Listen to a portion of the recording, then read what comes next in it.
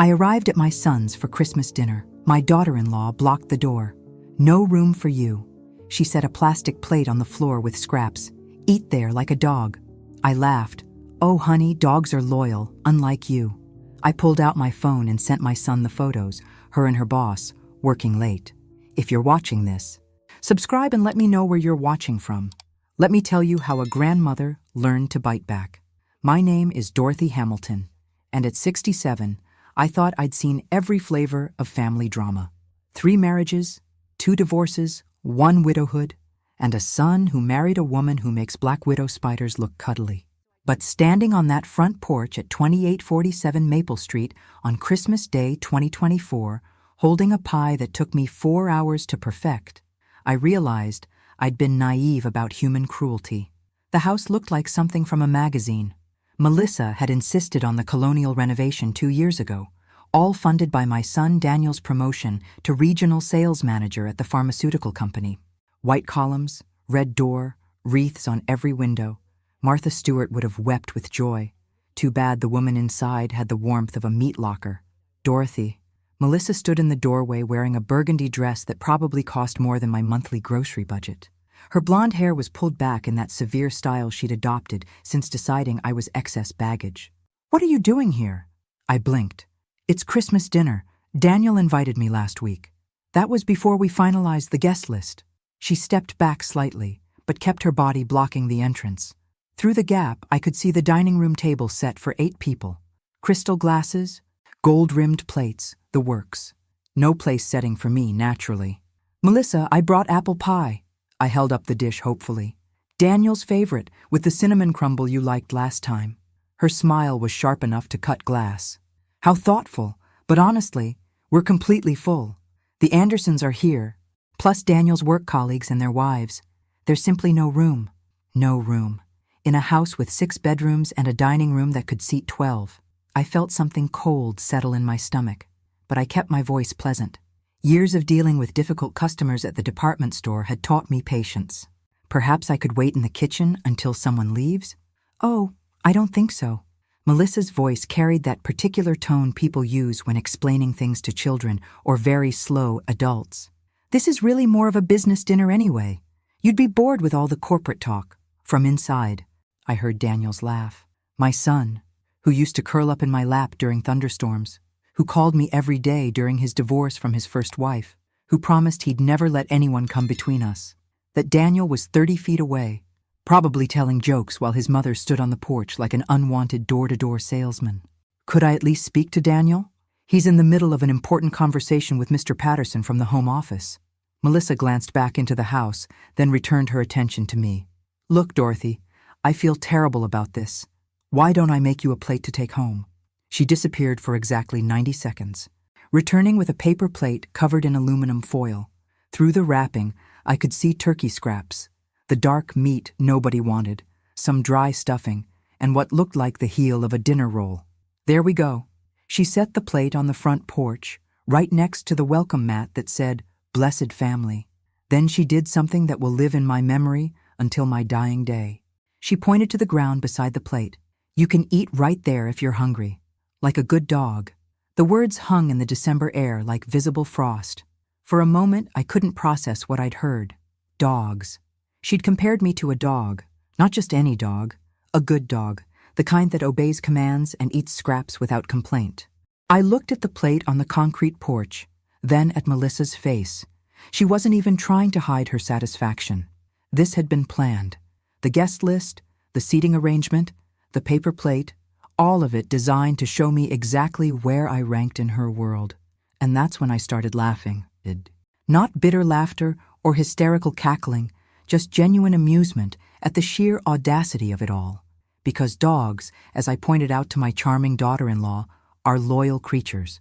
They don't sneak around behind their owners' backs. They don't lie about working late. And they certainly don't check into hotel rooms with their married bosses every Tuesday afternoon for the past 6 months. I pulled out my phone and opened the photo album I'd been hoping I'd never have to use. "Speaking of dogs, honey," I said, scrolling to the picture I'd taken last Tuesday when I'd followed her car instead of going to my book club meeting. "At least they're loyal. Unlike you." The photo was beautifully clear. Melissa and her boss, Mr. Thompson, entering the Marriott downtown at 2:47 p.m. The second photo showed them checking in at the front desk. The third showed them kissing in the elevator. I held the phone so she could see the screen clearly. Should I send these to Daniel now, or would you prefer to tell him yourself why you're suddenly so interested in working overtime? The color drained from Melissa's face faster than water down a sink. Her mouth opened and closed like a fish gasping for air. For the first time in 3 years, she was completely speechless. I thought you might appreciate knowing that some of us old dogs still have bite, I said pleasantly, then pressed send on the text message I'd already typed to Daniel's number. From inside the house, I heard his phone notification chime, then silence, then the sound of a chair scraping against hardwood floor. What happened next would change everything. Daniel appeared in the doorway 30 seconds later, holding his phone like it contained a live grenade. His face had gone pale under his Christmas tan from the Bahamas vacation Melissa had insisted they take in November. Behind him, I could hear the dinner conversation continuing, the Andersons discussing stock portfolios and Mr. Patterson sharing golf stories. "Mom?" His voice cracked on the word. "What are these pictures?" Melissa tried to grab the phone from his hands, but he stepped back. I watched my son's face as he scrolled through the evidence of his wife's double life. Each swipe brought a new expression: confusion, hurt, rage, and finally, that cold calculation he'd inherited from his father. "Daniel, I can explain," Melissa started, her voice higher than usual. "Explain what exactly?" He looked from the phone to his wife to me, standing on the porch with my apple pie. "Explain why my mother is outside holding a paper plate while you're inside playing hostess? Or explain why you're having an affair with your boss?" The dinner conversation inside had stopped. Complete silence except for the wind chimes on the neighbor's porch. "It's not what it looks like," Melissa said desperately. "Those photos are taken out of context. Your mother has been following me, spying on me. She's trying to ruin our marriage because she's jealous. I had to admire her strategy. When caught red-handed, blame the messenger. It's a classic move, and under different circumstances, it might have worked. But she'd made one critical error. She'd humiliated me in front of witnesses, and now those same witnesses were about to learn exactly who they'd been sharing dinner with. "Jealous?" I repeated, loud enough for the people inside to hear. "Melissa, honey, I'm 67 years old. The only thing I'm jealous of is people who still have their dignity intact." Daniel looked at the paper plate on the porch, then at his wife. "You made my mother eat outside?" "It was just a joke," Melissa said quickly. "A silly Christmas prank. She's being overly dramatic about it." "A prank?" Daniel's voice was deadly quiet. I knew that tone. He'd used it exactly twice in his childhood. Once when his best friend stole his bicycle, and once when his first wife cleaned out their joint bank account. "You made my mother eat on the porch like an animal as a prank." Mr. Patterson appeared behind Daniel, wineglass in hand. "Everything all right out here? We're ready for dessert." "Actually, Tom," Daniel said, never taking his eyes off Melissa, "I think dinner's over." That's when I heard Mrs. Anderson's voice from the dining room. "Is that Daniel's mother outside? Why isn't she joining us?" The moment of truth had arrived. Everyone was about to learn that the perfect Christmas hostess had been serving up humiliation along with the turkey. "Because," I called out cheerfully, stepping past Melissa into the foyer, "apparently there wasn't room for me at the table. But don't worry, Melissa made sure I had somewhere to eat." I held up the paper plate for everyone to see. The collective intake of breath was audible. Mrs. Anderson's wineglass stopped halfway to her lips. Mr. Patterson's jovial expression transformed into something resembling horror. The younger couple I didn't recognize exchanged glances that spoke volumes about what they thought of hosts who treated elderly mothers like stray dogs. "Oh my God," Mrs. Anderson whispered. "Melissa, you didn't actually. It was a misunderstanding," Melissa said. But her voice lacked conviction. She was watching her carefully constructed social image crumble in real time. Daniel held up his phone. "And this? Was this a misunderstanding too?" He turned the screen toward the group. I couldn't see their faces clearly from where I stood, but the silence was deafening. Mr. Patterson set down his wineglass with deliberate care. "I think perhaps Margaret and I should be going." "Me too," said the young woman whose name I'd never learned. "This feels like a private family matter." Within minutes, the dinner party had dissolved. Guests gathered coats and purses with the hurried efficiency of people fleeing a natural disaster. Polite thank yous and see you soons were exchanged, but everyone avoided looking directly at Melissa. When the last guest had departed, Daniel closed the front door and leaned against it. Melissa stood in the middle of her perfectly decorated living room, surrounded by the debris of her ruined Christmas dinner. 15 years, Daniel said quietly. 15 years of marriage, and this is what I get? My mother humiliated on my doorstep while you're having an affair? Daniel, please, Melissa tried again. Let me explain about the photos. It's not what you think. Then what is it?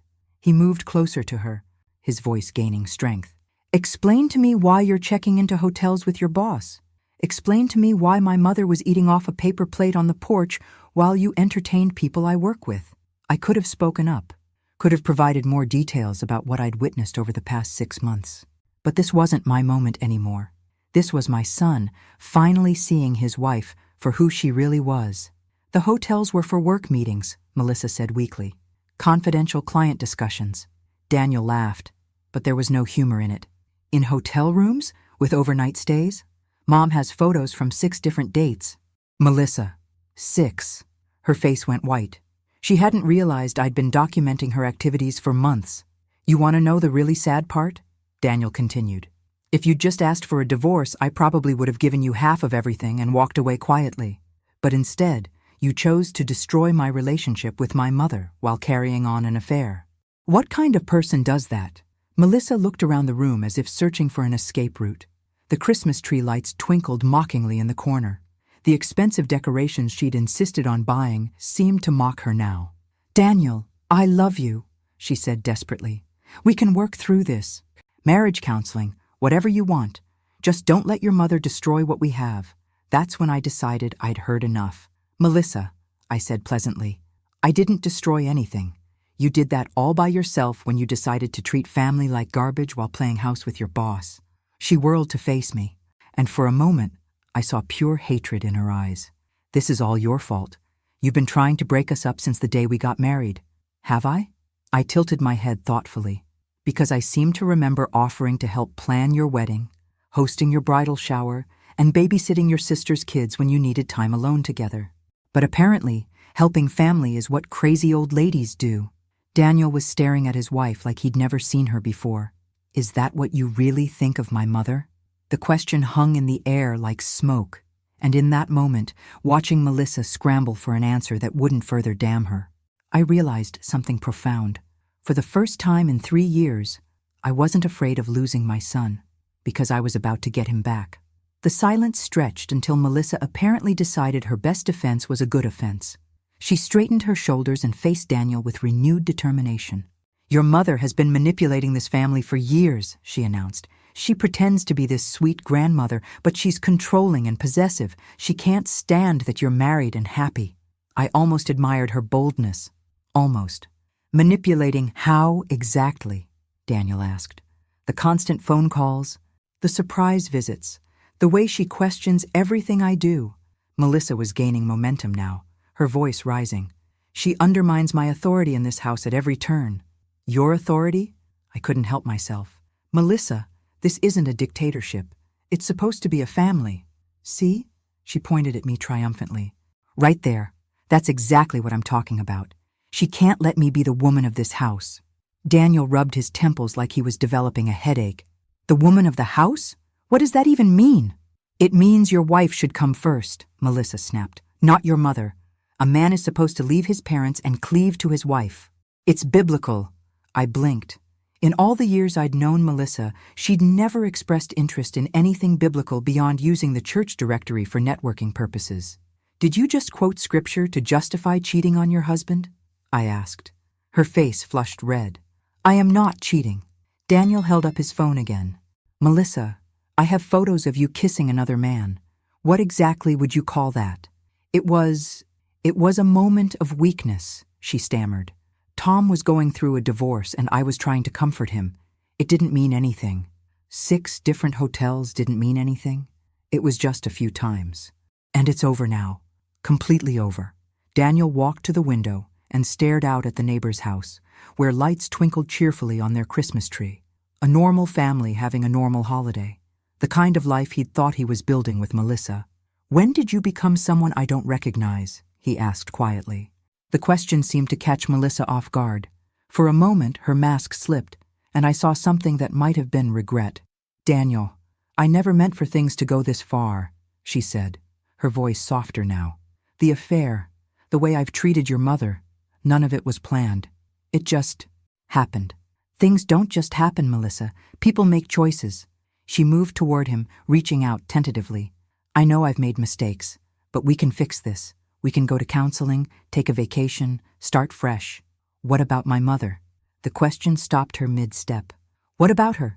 Are you going to apologize for humiliating her on Christmas? For making her eat on the porch like an animal?" Melissa's eyes flicked to me, then back to Daniel.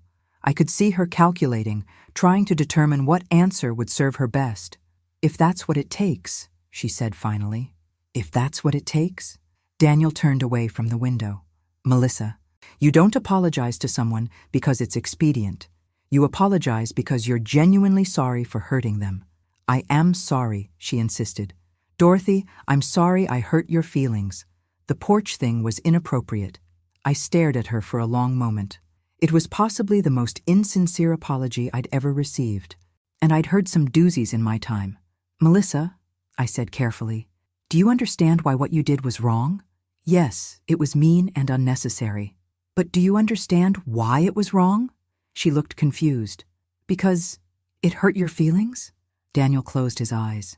Even he could see that his wife had fundamentally missed the point.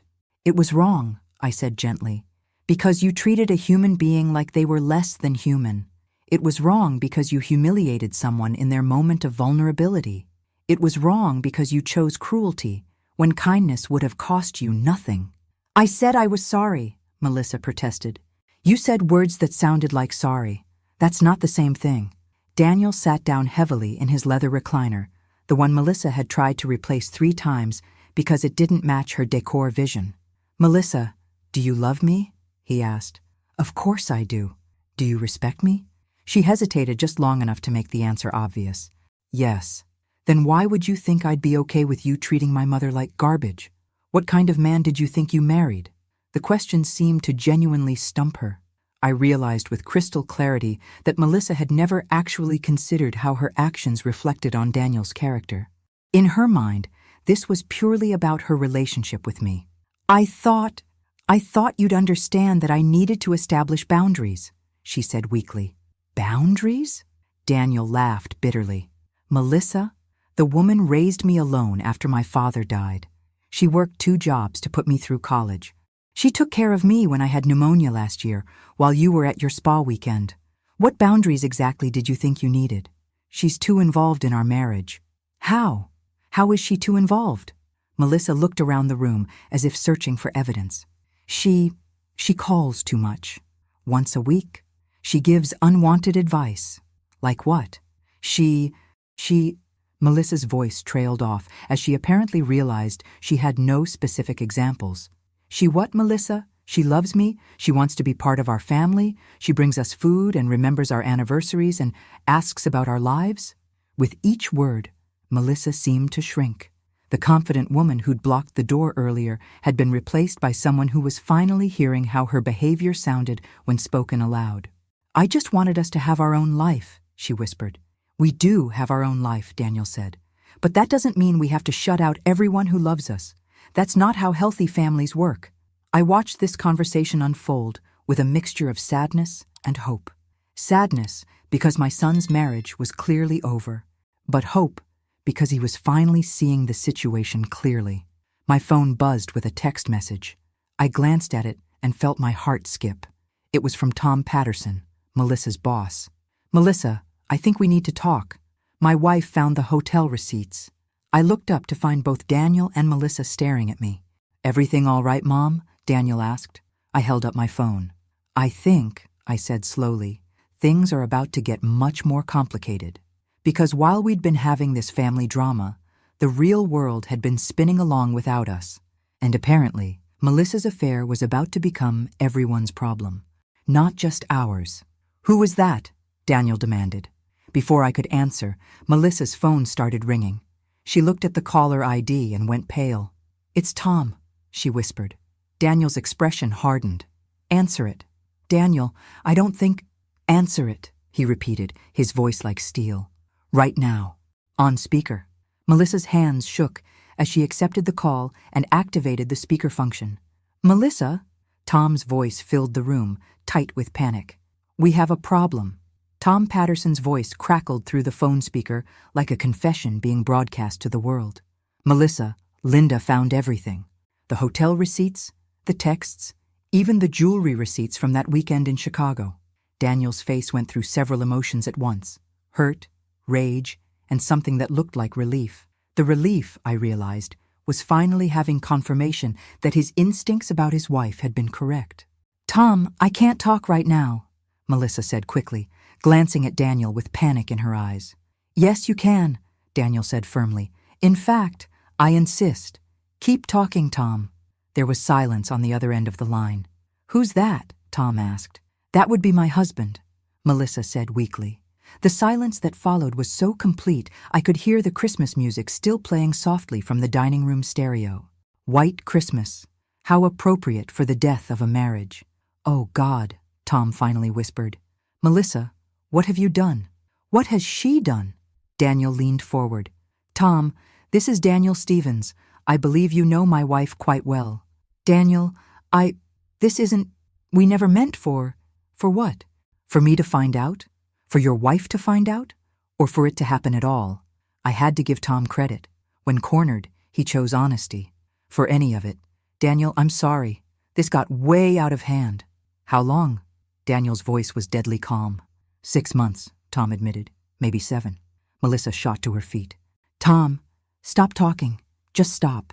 "Actually, Tom, please keep talking," I interjected pleasantly. "I'm particularly interested in how this affects your position at the pharmaceutical company. Doesn't your company have policies about managers having affairs with married employees?" The silence was deafening. Who is that?" Tom asked. "That's my mother," Daniel said with what sounded like pride. "And she's absolutely right. Your company does have those policies, doesn't it?"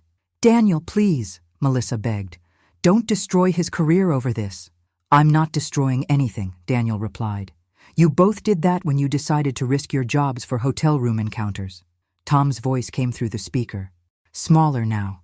"Melissa, I think we need to prepare for the possibility that this is going to become public." "Public how?" Melissa asked. "Linda's already called my boss. She's threatening to file a complaint with HR about the inappropriate relationship, and she's talking to a divorce attorney." Daniel stood up and began pacing. "So let me get this straight. Not only did you have an affair, but you did it with your boss, creating a massive conflict of interest that could cost you both your jobs." "It wasn't supposed to be like this," Melissa protested. "What was it supposed to be like?" I asked curiously. "Did you have a plan for how the affair was supposed to go?" She whirled on me. "Stop acting like you're innocent in all this. You've been documenting our private lives like some kind of stalker." "Actually," I said mildly, "I've been documenting your very public activities. There's a difference between private and secret, dear." Daniel stopped pacing. "How long have you known about this?" "Mom? About 3 months for certain. I suspected longer. Why didn't you tell me?" I looked at my son, this man I'd raised from a boy who collected baseball cards to a successful adult who managed pharmaceutical sales across 3 states. "Because you wouldn't have believed me, and because I knew that eventually the truth would come out on its own. It always does." 3 months, Daniel repeated slowly. He turned to Melissa. "You've been lying to my face for 3 months while I defended you to my mother." "I never asked you to defend me," Melissa snapped, then immediately looked like she regretted saying it. "No, you just let me do it. You let me tell my mother she was being paranoid when she suggested you were working late too often. You let me make excuses for why you couldn't come to Sunday dinners anymore. You let me choose between you and her, knowing you were lying." Tom's voice interrupted. "Melissa, I have to go. Linda's lawyer is calling me. We'll talk later." The line went dead. Melissa sank onto the couch, her perfectly styled Christmas outfit looking suddenly rumpled. "Daniel, please, let me explain everything." "Everything?" Daniel sat across from her. "Okay, explain everything. Start with why you thought it was appropriate to humiliate my mother on Christmas Day while you're having an affair with your boss." Those are two separate issues. Are they? Because from where I'm sitting, they both seem to be about you thinking you can treat people however you want without consequences. I watched this exchange with fascination. My son had found his backbone, and it was magnificent to behold.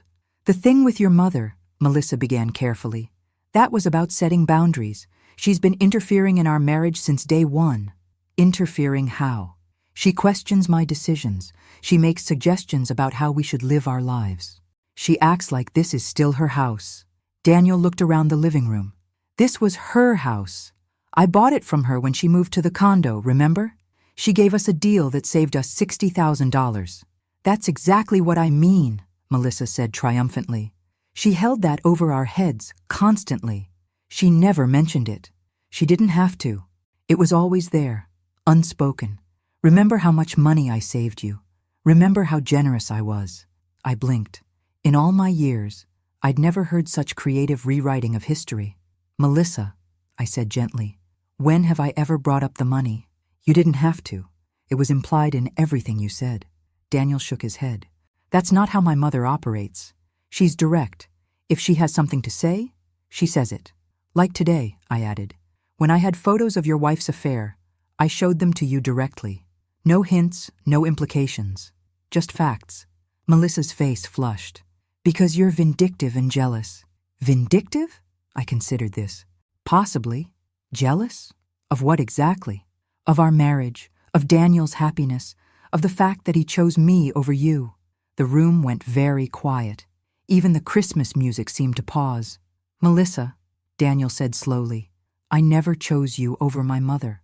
I chose to build a life with you that included my mother. There's a difference. But she always comes first with you. That's not true. It is true. When she calls, you drop everything. When she needs something, you're there immediately. When she has an opinion about our lives, you listen. Daniel stared at his wife for a long moment. Melissa, she's my mother. Of course I listen to her. Of course I'm there when she needs me. That's what family means. What about what I need? What do you need? The question seemed to catch her off guard. She opened her mouth, then closed it, then opened it again. I need to feel like I'm the most important person in your life, she said finally. You are the most important person in my life, Daniel said. But that doesn't mean my mother stops mattering. But she interferes. How? She... Melissa's voice trailed off, as she apparently realized she still had no specific examples. She loves us, Daniel said simply. She wants to be part of our lives. She brings us food and remembers our birthdays and asks about our day. That's not interference, Melissa. That's family. But I needed space to build our relationship without her constant presence. So you decided to have an affair instead? The question hung in the air like an accusation, because that's exactly what it was. That's not. Those things aren't connected, Melissa protested weakly. Aren't they? I asked.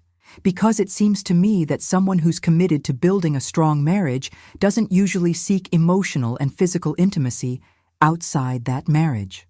Melissa looked at me with something approaching hatred. You don't understand anything about my marriage. I understand that healthy marriages don't require you to humiliate your partner's family members. I understand that faithful wives don't spend Tuesday afternoons in hotel rooms with their bosses, Daniel added. And I understand, I continued pleasantly, that people who are truly sorry for their behavior don't spend their apologies blaming everyone else for their choices. Melissa's phone buzzed with a text message. She glanced at it, and her face went white. What is it? Daniel asked. It's from Linda Patterson, Tom's wife. What does it say? Melissa's voice was barely a whisper as she read, I know about you and my husband. I'm filing for divorce and sending all the evidence to your HR department. Have a Merry Christmas. Daniel closed his eyes. So this is really happening. Daniel, please, Melissa begged. Help me figure out how to fix this. He looked at her for a long moment. Then he looked at me. Then he looked around the living room with its perfect Christmas decorations and expensive furniture and carefully curated life. Melissa, he said quietly, I don't think this can be fixed. And that's when she finally started to cry. Melissa's tears were the kind that come with the realization that everything you've built is falling apart faster than you can grab the pieces. They weren't delicate, feminine tears designed to evoke sympathy. These were raw, desperate sobs that shook her entire body. "Daniel, please," she gasped between breaths. "I'll do anything. I'll quit my job. I'll cut off all contact with Tom. I'll apologize to your mother properly. Just please don't give up on us." I watched my son's face as he processed his wife's breakdown. There was pain there, but not the devastation I might have expected. Instead, there was something that looked almost like relief. "Melissa," he said gently, "this isn't just about the affair." "Yes, it is. Everything else is fixable. The thing with your mother was just a misunderstanding." "A misunderstanding?" I couldn't help myself. "Melissa, you made me eat on the porch like a dog. What exactly did I misunderstand about that?" She turned to face me, mascara streaking down her cheeks. "I was trying to make a point." "What point?" That you can't just show up whenever you want and expect to be included in everything." Daniel's voice was incredulous. "She was invited, Melissa. I invited her. You invite her to everything, because she's my mother. But it's my house too." "It's our house," Daniel corrected. "Ours, not yours exclusively." Melissa wiped her nose with the back of her hand, smearing her foundation. The perfectly put-together woman from earlier had disappeared entirely. "I just wanted one Christmas where it was just us and the people I chose," she said plaintively. "The people you chose?" I asked. "You mean your boss and his wife? The man you've been having an affair with?" "They weren't supposed to be there," she admitted. "Tom was supposed to stay home with Linda, but she insisted on coming at the last minute because she suspected something." Daniel sat forward. "Wait, you invited your affair partner to Christmas dinner?" "Not like that. He's your colleague." It made sense from a business perspective. "Melissa, you invited the man you're sleeping with to Christmas dinner with my mother?" The full scope of her poor judgment was finally becoming clear. She hadn't just been having an affair. She'd been flaunting it in front of our family while simultaneously humiliating the one person who might have helped her if she'd ever genuinely asked for forgiveness. "It wasn't supposed to be weird," she said weakly. "Not supposed to be weird." Daniel stood up and began pacing again. "Melissa, what exactly was your endgame here? Were you planning to leave me for Tom? Were you hoping I'd find out and file for divorce so you wouldn't have to be the bad guy? Were you just planning to keep lying indefinitely?"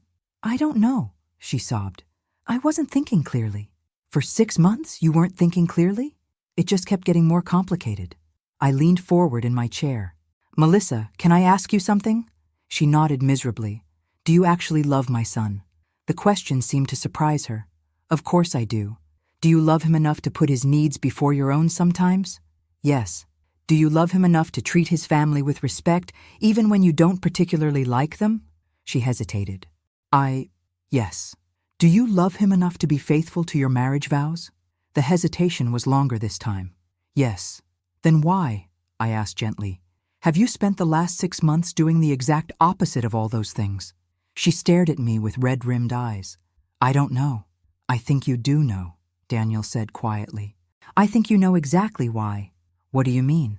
"I think you married me because I represented security and stability and success.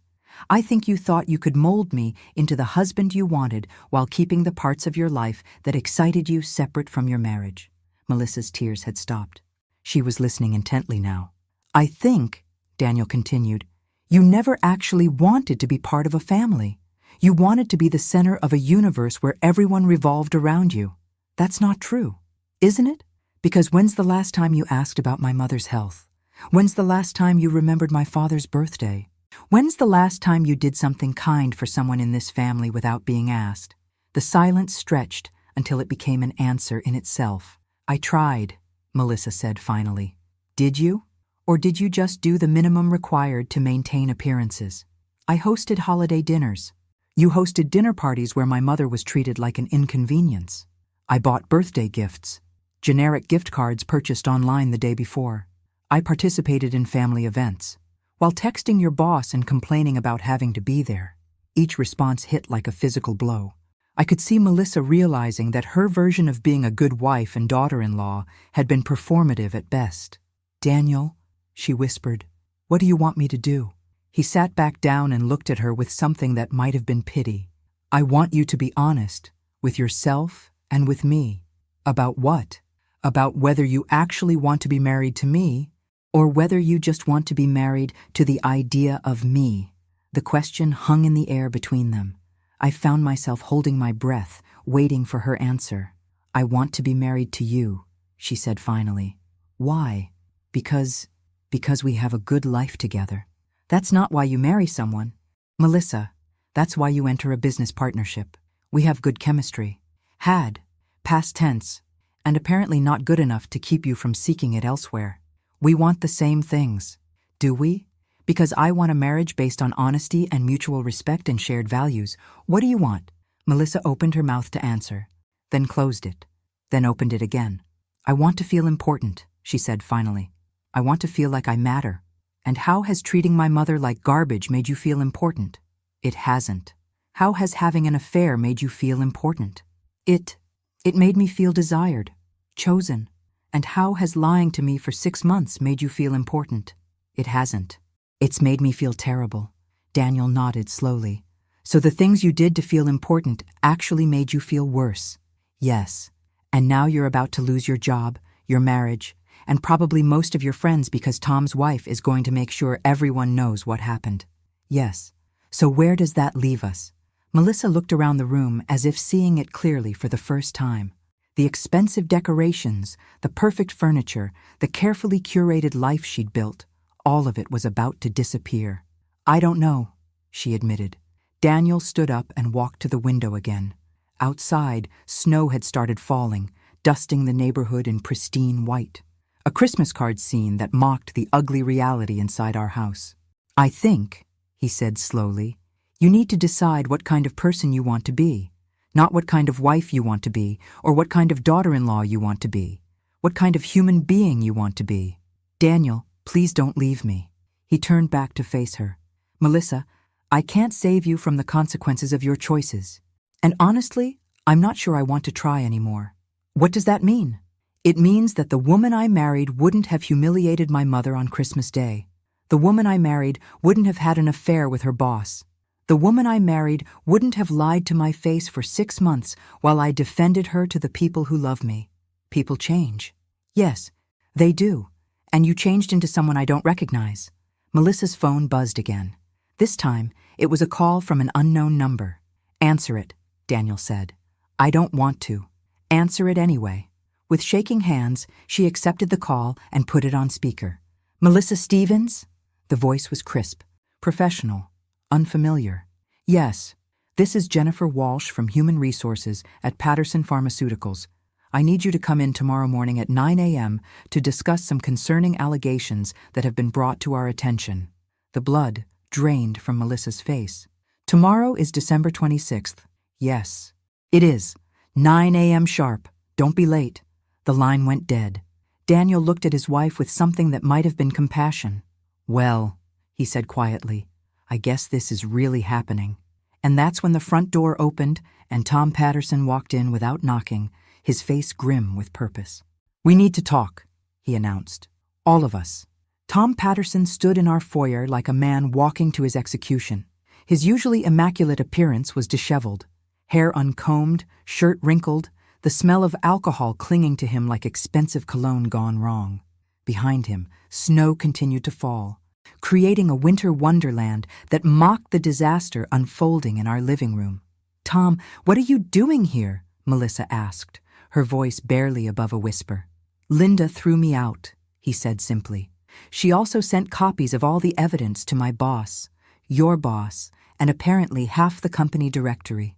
He looked around the room, taking in the Christmas decorations and the 3 faces staring at him. Figured we might as well all go down together. Daniel stepped forward. Tom, I think you should leave. Actually, Daniel, I think I should stay, because what I have to say affects all of you. We don't want to hear it, I said pleasantly. This family has had quite enough drama for one Christmas. Tom looked at me with something that might have been respect.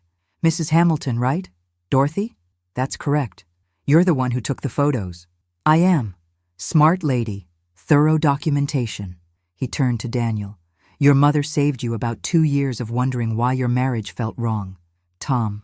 Get out, Melissa said desperately. Just leave, please. Can't do that, sweetheart. See, Linda's lawyer called me an hour ago. Apparently, there's more to this story than just our little affair. The temperature in the room seemed to drop 10 degrees. What do you mean? Daniel asked. Tom sat down on the couch without being invited, like a man who'd given up on social niceties. Melissa, you want to tell them? Or should I? Tell us what? I asked. Melissa's face had gone completely white. Tom, please don't. Don't what? Daniel's voice was sharp with alarm. Tom pulled out his phone and scrolled through it with the deliberate movements of someone who'd been drinking. Linda's been doing her own investigation. Turns out Melissa here has been quite busy. What kind of investigation? I asked. Financial. See, Linda used to be a forensic accountant before she married me. Old habits die hard. He looked up from his phone. Daniel, when's the last time you checked your joint credit card statements? What does that have to do with anything? Humor me. Daniel looked confused, but pulled out his phone. I watched his face as he accessed their banking app. The confusion transformed into something much more serious. Melissa, there are charges here I don't recognize. What kind of charges? I asked. Hotels, restaurants, jewelry purchases. His voice got tighter with each item. Melissa, there's over $8,000 in charges from places I've never been. Tom nodded grimly. That's just the beginning.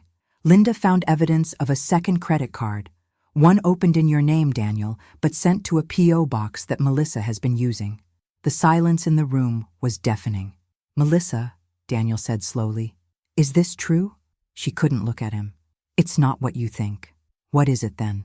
I needed a way to pay for things without you asking questions. Things like hotel rooms with Tom? And gifts for Tom, she admitted in a whisper. And dinners when we traveled together for conferences. Daniel set his phone down with careful precision. You opened a credit card in my name to fund your affair? It was only supposed to be temporary. Melissa, that's fraud. It's not fraud if we're married. Spouses can— No, I interrupted. Spouses cannot open credit accounts in each other's names without permission. That's identity theft. Tom was nodding. Linda's lawyer confirmed it. Says it's actually a federal crime if the amounts are large enough. How large? Daniel asked. Tom consulted his phone again. According to Linda's research, about $37,000 over the past 8 months. The number hung in the air like a physical presence. $37,000. Not just an affair, but financial fraud on a massive scale. Daniel, Melissa said desperately, I can explain everything. Explain what? How you stole nearly $40,000 from me to fund your affair? It wasn't stealing. I was planning to pay it back. With what money? I was going to get a promotion. Tom promised. I never promised anything, Tom said sharply. I specifically told you not to count on any promotion because of our relationship. Melissa whirled on him. You said if I was patient, things would work out. I was talking about us potentially being together someday, not about your career advancement. Daniel stood up abruptly. This is unbelievable. You two were planning a future together? Not planning exactly, Tom said. More like hoping. Hoping for what? For our respective divorces to happen naturally, so we could be together without all this messiness. I blinked. You were both planning to get divorced? Not planning, Melissa said quickly. Just, if it happened naturally. If it happened naturally? Daniel's voice was getting louder. Melissa, marriages don't end naturally. They end because people make choices. We thought maybe you'd realize we weren't compatible. So you decided to help that realization along by treating my mother like garbage and spending my money on your affair? It wasn't like that. Then what was it like? Tom stood up, swaying slightly. It was like two people who were too cowardly to end their marriages honestly, so they sabotaged them instead. The brutal honesty of his statement seemed to shock everyone into silence. That's what we did, he continued. We created situations that would force our spouses to leave us so we wouldn't have to be the bad guys. Speak for yourself, Melissa snapped. I am speaking for myself and for you, because that's exactly what you did when you humiliated Daniel's mother today. You were hoping he'd be so disgusted with your behavior that he'd ask for a divorce. Daniel looked at his wife with new understanding. Is that true? No, maybe, I don't know. Melissa was crying again. I just wanted everything to be different. Different how? I wanted to feel like I mattered, like I was chosen, like I was the most important person in someone's life. You were the most important person in my life. Daniel said quietly. But not the only person. Of course not. That's not how life works. Melissa, people have families and friends and communities. Adults don't expect to be the center of someone's universe. I did, she whispered. I wanted to be your everything. I looked at this woman who'd made my life miserable for 3 years, and for the first time, I felt something approaching pity. Not forgiveness, but pity for someone who'd destroyed her own life, chasing an impossible fantasy. Melissa, I said gently, being someone's everything is a terrible burden to place on another person. And it's not love, it's possession. She looked at me with surprise as if she'd forgotten I was there.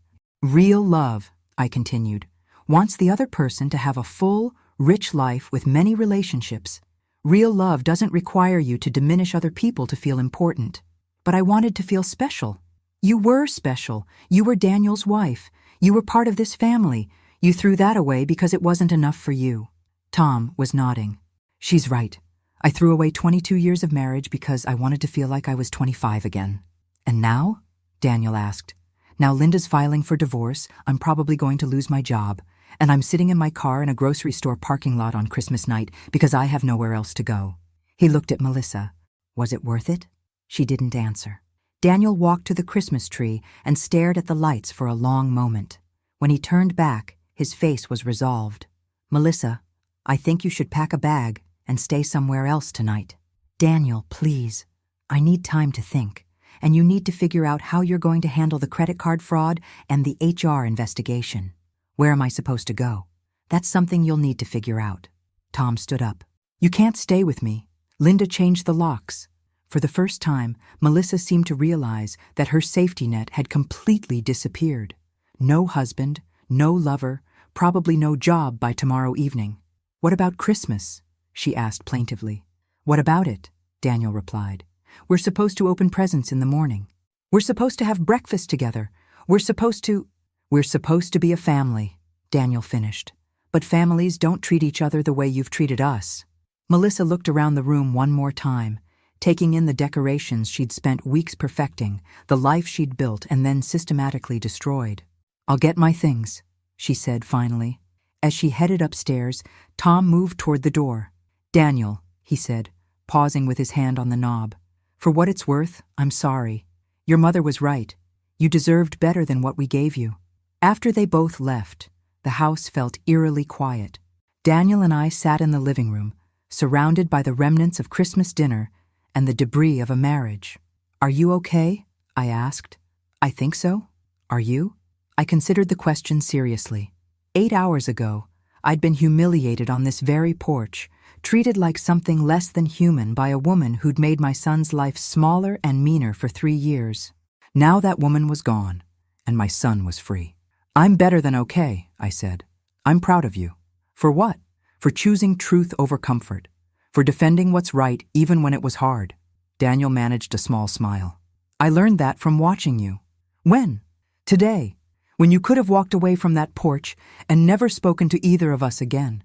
But instead, you fought back. You documented the truth and you made sure I saw it. I thought about that. I didn't fight back for revenge, you know. Why then? Because you're my son, and you deserve to know who you were really married to. And because no one should have to eat on the porch like a dog?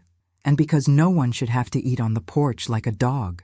We sat in comfortable silence for a while, watching the snow fall outside the window. Mom? Daniel said eventually. Yes? Next Christmas, would you like to host dinner at your place? I smiled. I'd love that, but only if you promise to help with the dishes. Deal. And Daniel? Yeah? Next time you want to bring someone to Christmas dinner, make sure it's someone who understands that love multiplies, it doesn't divide. I will. As I drove home through the falling snow, I realized something profound had happened today. I hadn't just gained my son back. I'd remembered who I was. Not just a mother or a mother-in-law, but a woman with dignity and strength and the right to be treated with respect. Sometimes the best Christmas gifts come wrapped in the most unexpected packages. And sometimes, when someone tries to make you eat like a dog, the best response is to remind them that even dogs have more loyalty than they do. If you're watching this, I hope you remember that you deserve to be treated with kindness and respect, no matter what anyone else tells you. And if someone tries to tell you otherwise, well, sometimes you just have to show them your teeth. Now, what would you have done in my situation? Have you ever had to choose between keeping the peace and standing up for yourself? Let me know in the comments below. Merry Christmas, everyone, and remember, the best revenge is living well. Thanks for listening. Don't forget to subscribe and feel free to share your story in the comments. Your voice matters.